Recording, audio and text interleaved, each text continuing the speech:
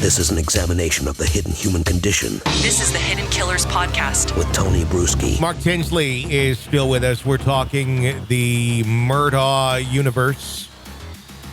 It's almost like the Marvel universe, but like in a real twisted, dark way in South Carolina's low country. Mark, thank you for continuing to chat with us. I want to talk about some of the financial crimes. I know you're involved representing Arthur Badger with all of this and what he had stolen from him through these alleged crimes of Alec Murdaugh and the people within Palmetto State Bank. Can you back this up to the beginning of Arthur Badger's story and kind of give us some perspective on what exactly went down? So, Arthur, there were two cases. Arthur Badger had his own personal injury case, and then Arthur Badger's wife had a wrongful death claim. She died in a crash, which Arthur was also injured. Alec was indicted for stealing 1.36. It's 1.325, and then Russell Lafitte, who was then, I think he was just the president of the bank, Palmetto State Bank, and he took $35,000 out of Arthur Badger's personal account or personal injury recovery as a fee for serving as the personal representative. And Russell was indicted and then convicted of bank fraud and conspiracy as it related to Arthur Badger in November of last year. Yeah. So he took all that money out as a personal representative. This was the president of the bank taking that money out, and he was saying he was a representative, or he was taking that as a fee for someone else?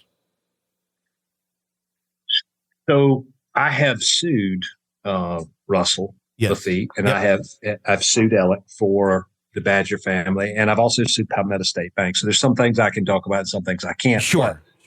But we have alleged that there was a conspiracy to steal the money, and so Russell was helping Alec steal the money, and that $35,000 is alleged to have been a fee for helping with that. Now, he was convicted of bank fraud in part due to that $35,000. I mean, the way the element sort of broke down was $1,000 from the bank, and so when they laid out the elements in the closing argument, they basically said that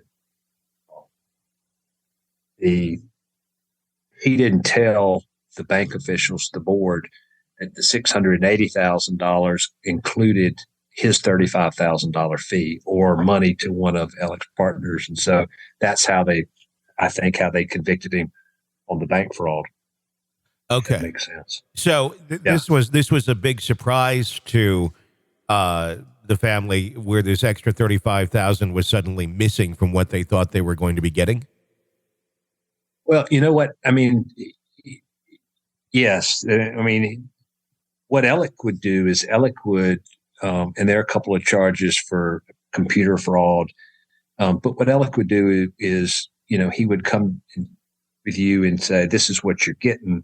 Then he would change the numbers on the first page and provide you with a different document than what was ultimately the document. So on the written disbursement sheet for Arthur, it showed $1,325,000 being paid to Palmetto State Bank to purchase an annuity. Well, Palmetto State Bank didn't do that, and then they broke those funds out in money orders over a period of time afterwards. Okay, so it was it was done strategically, so the family really slowly maybe wouldn't know, because it's just the minutia of all of that. How long do you feel, or can you talk about the scheme here with Alec and the bank? How far back does this go? Obviously, we've been talking about some of the more recent things that have happened, due to the murders and the financial crimes that have come to light. But does this go back, and are we going to be finding more and more evidence of wrongdoing and bad acts far beyond just what we've been talking about in the last couple of years with Alec and his interactions with the bank? Well, the Badger case, for instance, I mean, that money is stolen in 2012 and 13. Mm-hmm. You had the Plyler case, which was in 2011. I think Hakeem Pinckney was about that same time period. I've seen cases as back as far as 2008, 9. Some of those are smaller. Alex stealing was always an evolution until more recently, 2018, 19, maybe as late as he has refined it by 2015 when they have the fake forged account begins to occur. And so, but he had a long-standing relationship with the bank. Yeah. And they've testified about that. And they claim that nobody knew, or nobody but Alec knew, or maybe nobody but Alec and Russell knew, or maybe at times Russell's father knew parts. Russell's father was the chairman of the board. Yeah. At different points in time. So, there's a lot of things to be discovered yet. I mean, I have my theories. I have my arguments. I think that the documents support the claims that we've made, but time will tell. Yeah, without a doubt. This is just speculation, and I want to ask this because you're there and you see these things far more closely than anyone outside does. There is obviously other members of the Murdaugh family, and I'm not talking about kids. I'm talking about some of the brothers and such. We saw one of the brothers on the scene, for example, of the Stephen Smith accident scene or murder scene, or where his body was dropped, whatever we're going to call that scene. Shortly after it, taking pictures. They were there. They were not representing they weren't representing the victims. They weren't representing anybody at that moment in time.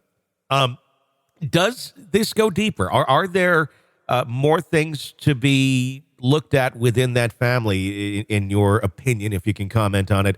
Are we just starting the tip of the iceberg on some of the wrongdoings that may have been running rampant in this family as a whole for many years? Do you feel that there's more to be looked at? Well, I don't know. There is so much rumor and speculation about who was where, who was involved in what.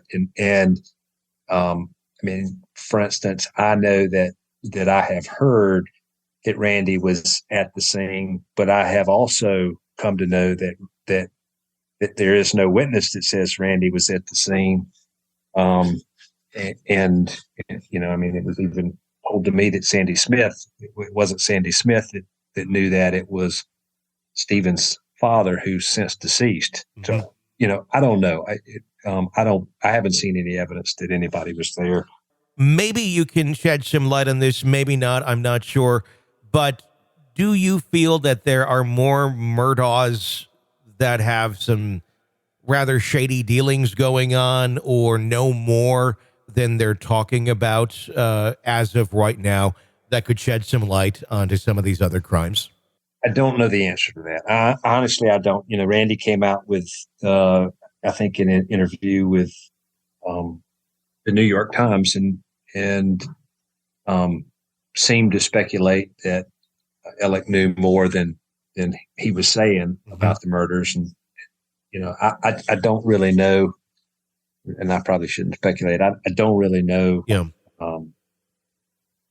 Who knows what? It's such a quagmire and such a mess. It's really hard to know. I think that Randy has helped a lot of people. Randy obviously knows a lot of people, but my experience and my belief is that Randy's a good guy. Yeah. Randy wouldn't do anything. I don't really know John Marvin except in the handling of the receiver matters as it related to Alec's assets and his involvement as the PR of Maggie's estate after she died.